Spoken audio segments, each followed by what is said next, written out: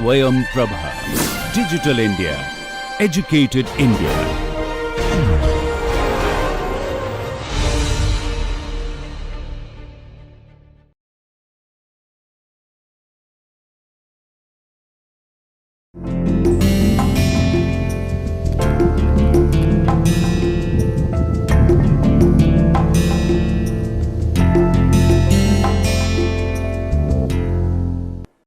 Let us start this lecture with a thought process that towns can consist of cluster of villages with specific culture and living style as in ancient India.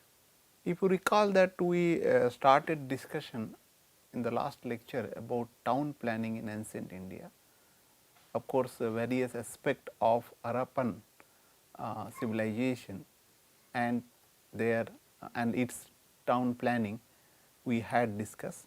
If you recall that we were discussing last time about granary, which was meant for storing the grains, and if you look at interesting fact was that it was having some what you call air gap between the walls, and that is a very important aspect which need to be investigated why it is so.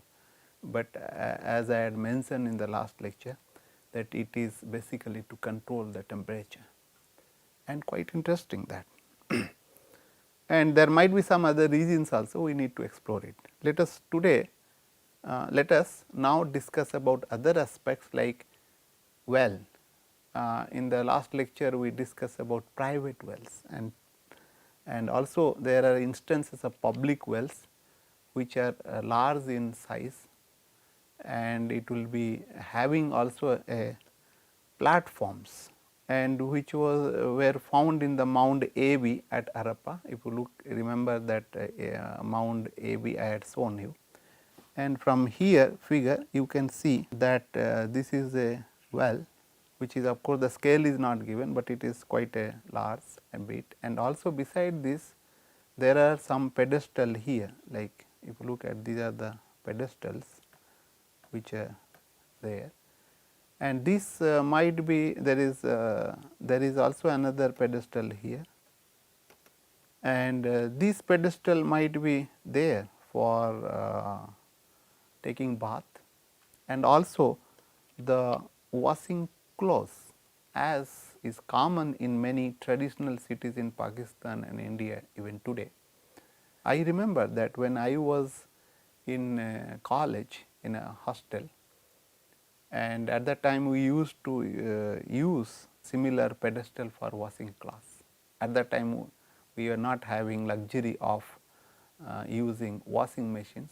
Of course, nowadays is very prevalent, very much there even in hostels. So, there is also working platforms found in Harappan excavation site. If you look at this is one of them, this is another of them, there is also one here somewhere.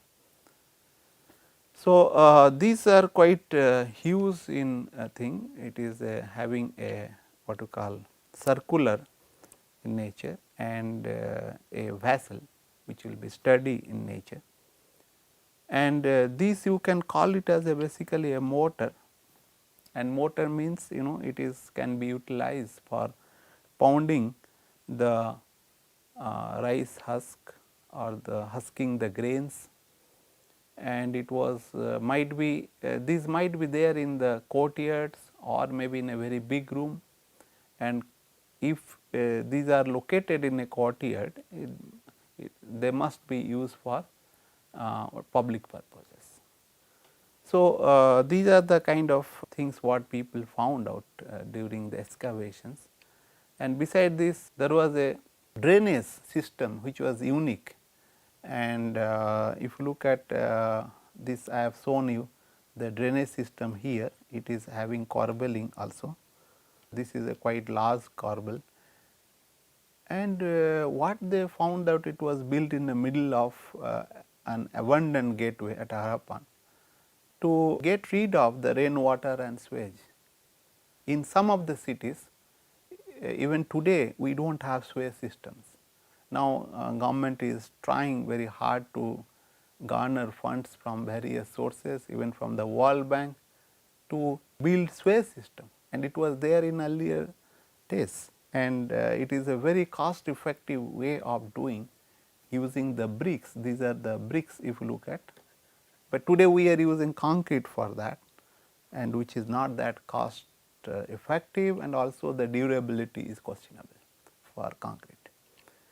This Mount E and ET, they could find out some places to be craft workshop or the quarter, because they found out lot of debris which might have come from manufacturing certain items in the areas. If you look at, I think these are the some of the spots they might have located here, some pedestal here, and some place here might be some kind of a furnace, pit furnace. They might have anticipated from these identifications or identifiers, and then they could have assumed that this might be workshops where people were doing crafts. As I had told earlier, we are having the cottage industries, which is a part of, like, not that industry will be separated out like in modern days. Earlier days it was quite simple thing to do, and then they were doing their home itself. And some of the things, if you look at the cell ornaments, and these are the beads, right, these are the small beads where people are using stone beads, and there is a also like some more ornaments, and there is of course the stone tools and several other things, and people were thinking there might be gold work as well. But there is a one things I would like to show you, stay tight button seals, which you look at. These are the design one, and this 1, 2, 3, 4, 5 in the center is having, and there is a 2 holes here, one is here, one is here, what is broken, and these they might have used as a button, the what we are using for shirts, or maybe some kind of ornaments they will be using, so which is very symmetric in nature and very well designed. So from these one can see that they are not having the buildings, but also they are having other state of the art design and development, and then of course the making these artworks, and which we can call it now in industries at that time. If you look at this figure being made by basically Chris Lowen, and who was taken from the James Canoyer, who was basically researcher on Harappan civilizations, and this site is related to artistic conception of a gateway in Mount E. You can see this is your basically a gate kind of things, and these are lattice work, and of course this is the middle, and the middle of this thing what people are saying, this is the corbel Swayam system. I was wondering how, but if you look at it, is a very compact, like they are using their space on the bottom, there is a Swayam system going on the top they might be using as a road. Like we do that in today also, because I remember in Kanpur city the Swayam system was in trouble, they had excavated or the dig it and to repair it. And similar things I had seen in Kanpur maybe 1 or 2 years back, in the middle of the road they were doing that. That means to repair those Swayam system, which was made out of what you call bricks, right. And these are the houses, if you look at, these are flat roofs, and there is also 2-storied, and these are having doors and windows. Keep in mind, this is not the actual figure I am showing you, it is the basically people have conceived it after looking at the foundations and the remnants, right, and they could think that okay, the city could have been like this, okay, that is the thing. So till now we have looked at basically the town planning in the Harappan, and similar features are there in what we call other sites like Mohenjo-daro, and then several other sites. I will be not discussing about it, but now we will be looking at the literary evidence of town planning in ancient India. I will be just touching upon because of paucity of time and also it cannot be covered exhaustively. Of course, we cannot really rely on the literary work on too much about the getting the nitty gritty about of town planning, because it will not give you the actual pictures, as generally the literary works is little verbose. Even today when we are writing, we see that it is little exaggerated. But however, one can look at various terms and terminologies which are being used, namely like high defense walls, deep ditches, wide street, large portals, like busy markets, ponds and gardens and extra. These are all to be designed properly, like otherwise it will be there, otherwise people will not talk about it. And that can can provide the overall views about town planning. So, from this one can also make out that there was some kind of planning in designing the town and then placing it. If you look at the Rig Veda has talked about the houses which were built with wood, bamboo or thatch. In Stagati in Sanskrit is known as thatch, and even till today people are using thatched house, what we had covered in the lecture on rural housing. And I wish and hope that even thatched house will be coming up maybe after 100 or 200 years, once this petrochemical based economy will be vanished. And there is of course Ashtadhyayi, a grammar book written by Panini. He has talked about two types of words for towns, Udicca grammar and Prachya grammar. Udicca means basically north side and Prachya means the eastern side of this thing. And one can say that basically town may be consist of gramas or the villages at that time. And when he talks about town, he also uses certain words like parikha, means a moat or a trench, and prakara is basically rampant, and dwara means gate. Like these are the part of the fort areas which will be fortified and these things. And beside this there are several Buddhist texts, and of course, in which Jataka stories will be there. You can find description about various terminology related to the towns. For example, like Patana. Patana is a port town. Even in Odisha and Andhra Pradesh, you will find this word Patana even today, which was basically Pali word or the word in Pali language. And Nigamas is basically market town, and Durga is a fort town. Even town also being classified, different depending upon their utility. And there is a Jain text Anupatika, which is also mentions certain terminologies like parikha must be broad at the top and cut deep down, right. That means if you look at a moat is basically trench, and it will be having a broad at the top, but bottom it will be little short, kind of thing, and which is obvious thing. And the prakhara, the rampant must be built solidly and bent like a bow, provided with buttresses, but essentially support systems with the stone and the bricks, so that it won't be broken easily. It can stand certain impact load. And atalayas, the basin must be with the torana or the gate. Gopura is basically towers, and rajamarga, which we in present term we call highways, may have 3 to 6 junctions of road. And there are several other things are there also in this text, and several other texts are there, which I am just giving some representative kind of things. And if you look at Arthashastra by Kautilya, who is also known as Vishnugupta, that he says the grama means basically around a space of 1 cross in length. 1 cross means 2 kilometer.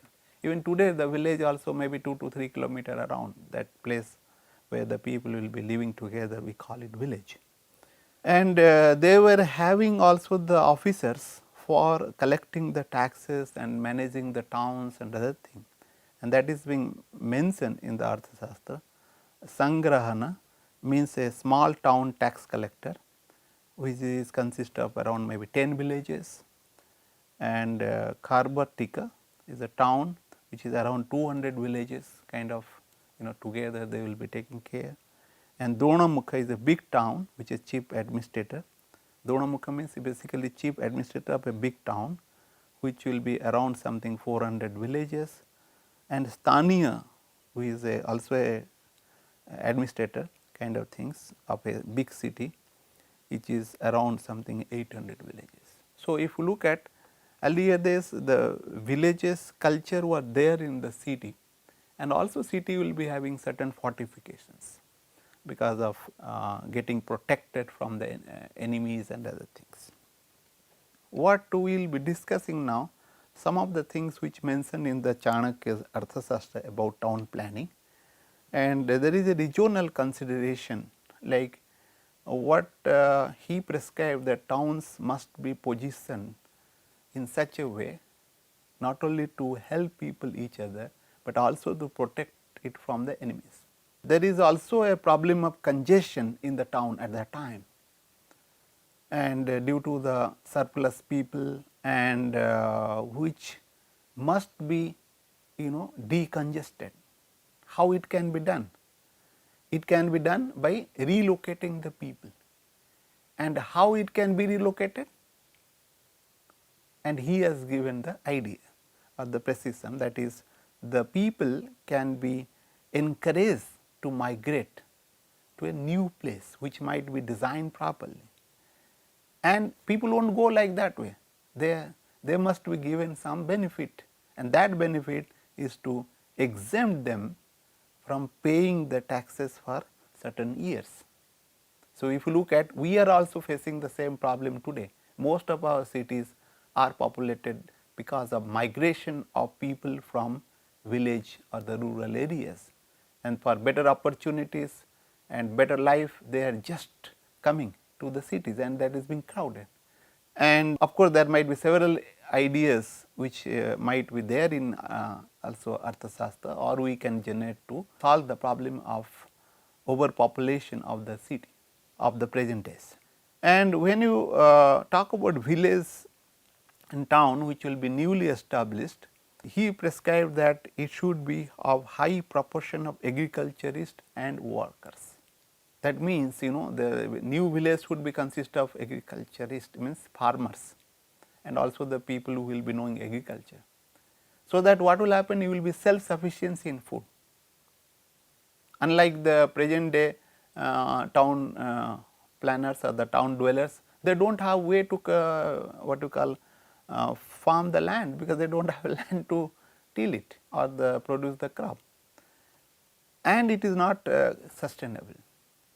And beside this, that is the one way to attract the people to come, because food is available, and then other thing is that markets should be there, and where the sales of goods received from traders and on the highways, that means it will be connected to the roads, and there should be also the provision for the water.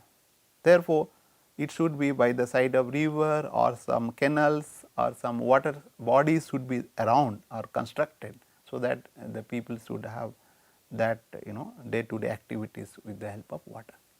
Without water it will be difficult. We will be discussing about water and irrigation, other things in the next few lectures. The new villages should have a temples and garden. It should be planned properly, because these are very much essential for sustaining life. Arrangement for the aged and children, informal persons, kind of things they were having also. Aged means I think it is mean basically maybe for banapastis. Like earlier days people were taking retirement from their household work, and they will go and teach and also do some social work as a part of banaprasthas, which I had mentioned earlier. And they are basically to give back to the society, and this the houses or these things should be there. Besides this, cereals and the wealth will grow if the agriculture kept busy. That means they are given more emphasis on the farmings.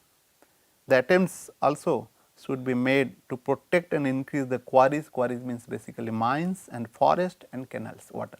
So, if you look at these are the limbs of the town and then also villages where the life can be sustained very peacefully and productively. Unfortunately, today towns are not being planned properly. Now, we can learn that integrated approach of town planning from them. According to the Chanakya's Arthashastra, city was used to be located central to facilitate trade and commerce, as I had mentioned earlier, not only the trade and commerce, but also the farmings and to protect it from the enemies, and site must be large enough and near perennial water body. That means, the water bodies which will be lingering, which will be there for all the time, should be there for selecting a site for new town. And also in old towns you will have to make provisions for that. And its shape can be circular, rectangular or square, or as to what will be suitable for that kind of topology where you want to have. And separate areas were provided for marketing of different goods. The protected walls were around the town, which is around something 3 to 6 danda high. One danda is basically around 1.8 meter, and there should be 3 moats for to protect the city from the enemies, 14 feet and 12 feet and 10 feet wide to be constructed kind of thing, which will be 4 arm apart, and depth will be 3/4 of the width. They have defined something, but there might be some changes here and there. 3 east to west and 3 north to south roads should be dividing each other. The roads should be enough. Generally people should have roads from east to west, so that it will be crisscrossing like grid kind of structure, roads which are not prevalent today in cities, because we do in a very haphazard way nowadays. And the main road should have 8 dundas wide and other roads should have 4 dundas wide. This means 8 into, if you look at something 1.8, it will be around maybe something 14 meter kind of things, right. And the bridges and forest parts should have 4 dundas. That means forest should be there nearby and bridges also will be there to connect. And 1 well for 10 houses, that is the precision what he has given. That means 10 house should have at least 1 well, depending on the people, the well should be there. And this is the some topology or the layout which is being given, but there might be several others also as per the Chanakya's Artha. If you look at the place is palace is located here, this is your palace, and whenever palace is there, there will be temple, because it is a part of the things which will be followed. Beside this, there will be treasury kind of things here and some industries in this region, and there will be doctors, artists, all those people will be these locations, and also the goldsmiths. And if you look at this corner side is the priest and ministers will be will be there, and there is a cemeteries and also crematories, right, will be there this side where you can dispose the dead bodies, and the forest and area some portion will be there, and also the forest goods will be available in some places. But at the time forest is a part of their life, because it not only with the village, right, each village will be having their own forest which is being considered as sacred. So, also towns will be having forest area, and there is a depressed class of people who are residing this side kind of things, and it may be amounts to be some kind of a system which was there at that time. If you look at this is we had seen the first phase of town planning in case of Harappan and then Mohenjo-daro and Lothal and other areas. But the second phase of Indian town planning was basically again commenced around 600 BC kind of thing. And there are several capital cities what we call Mahajanapadas were being excavated in recent times. Some of them are Kosambi, Rajgir, Kampa, Vaisali, Kasi, Savasti, Achitra and Hastinapura, Mathura, Ujjain, Taxila and others, several of them. What we will be doing basically, we will be looking some of these things, selected one only. But let us look at general feature of these ancient cities. There will be fortifications. Fortification means like moats, walls, gates, bastions and towers. These are the things are required for fortifications. And they use stone, baked bricks, wood, gypsum and natural bitumen kind of thing, not the what we are using today. These are from the trees and other forest we do get it, and which is eco friendly unlike the present one. Well planned road and streets, alignment of the houses with cardinal points and streets. That is a very important point what being observed in the excavation sites, and what we are violating nowadays. We can put a house anywhere we like, right. That was not the case earlier days. From the excavation site what we could learn, and system of drainage and sanitary provision was very much there at that time, and of course, the system of water supply in terms of wells and other kind of this thing, and people are using kiln burnt bricks, and highways were for long distance trade and communications, and what we call it a GT road, people say that it is from the second phase civilization, which is goes from what we call earlier days from Dhaka to the Afghanistan, that road which is the main points, and similar also southern side there is a road which was meeting this one earlier days, and is quite old roads, right. And introduction of course coinage was there, which we will not be discussing, but a lot of coinage you can see also in internet or other places, and use of iron along with other metals were a part of this town planning and kind of things. Let us look at the first city, that is the Kausambi, which is near Allahabad in UP, which was flourishing around from something 400 BC to 400 AD. And people found out a very long fortification wall around 6.5 kilometer, which is quite a big. During the excavation, they could find out the main roads that demarks the plan of the city, and every house had access to the road directly or indirectly by lanes. This is the thing they got from the excavation. And Asoka pillar was there at the center of the city, right. If you look at, this is the Asoka pillar which was there. Of course, nowadays it is a kind of a park kind of things here. Number of cross walls with door provided for the security, and if you look at, this is the remnants of some of the building areas, and which is looks to be well planned. If you can look at here, see it is a quite a well planned kind of thing. There, that might be some kind of a door kind of things here, and there is a stairs and other things is quite well planned, and it was having a developed sanitation system with disposal of sewage, and because they could find out like showcase pits and terracotta pipes, right, open brick drains and brick tanks. If you look at today, people are using other pipelines, even some kind of cast irons and then iron pipelines, and nowadays people are using concrete and some people are also using plastic. But terracotta is a very cheaper one, and we are not using today. We should use that, so that it will be cheaper and durable. So, that we can learn a lot of things from this ancient technology.